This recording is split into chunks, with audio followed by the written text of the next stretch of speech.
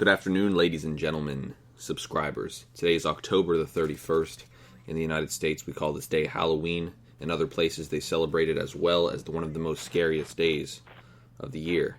For one day, we can pretend that it's okay to be scared of ghouls and ghosts and zombies, so that the rest of the year we can ignore the spirits and other scary things that evolve and live in our world.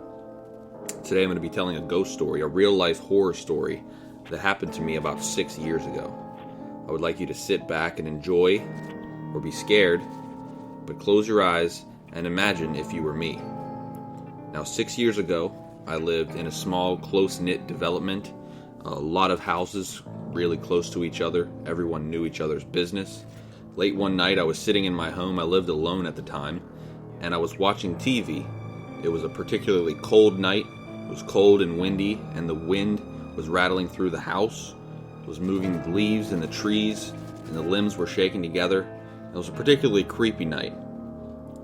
I remember because I was sitting alone and it was dark in my house and I was just watching TV, maybe playing some Xbox, and I wasn't having anyone over, I didn't have any friends over, and I wasn't expecting anyone. But late that night, probably about 11 o'clock at night, I was sitting there minding my own business, just trying to stay inside and stay warm, and all of a sudden, on the door. I thought maybe it was my friend. I got up to check and I looked and, expecting someone to be coming in that I didn't invite, but there wasn't anyone. I looked out the windows, didn't see anyone. I thought maybe a branch had fallen on the roof, so I went back and sat on the couch and continued to watch TV. Nothing happened for another 10-15 minutes, and I was sitting there still minding my own business, still thinking of maybe what could have made the sound, and all of a sudden, on the door again. And I got up, and I went to the door, kind of cautiously this time, but half expecting it to be someone playing a prank on me. There wasn't anyone outside. I actually went outside on the porch, had my baseball bat, whatever I had at the time. This was before I carried a gun with me. And I looked around, couldn't see anyone. Didn't see anyone, so I went back inside. Kind of creeped out at this point. Didn't see fallen limbs, so I assumed it had to be someone or something. So I went back inside, and I sat back down, but this time I didn't turn the TV back on. I just sat on the couch with one light on in the living room. I sat there for about 10 minutes, 15 minutes, listening to every little sound that I could. As I sat there in the silent dark, out of nowhere, on my front door, and my heart froze, and my stomach fell. I didn't know what to do. I stood up, and I went slowly to the door, and peeked outside. And there was nothing. I shut off all the lights. I looked throughout all the house. I looked out the windows. Couldn't see anything.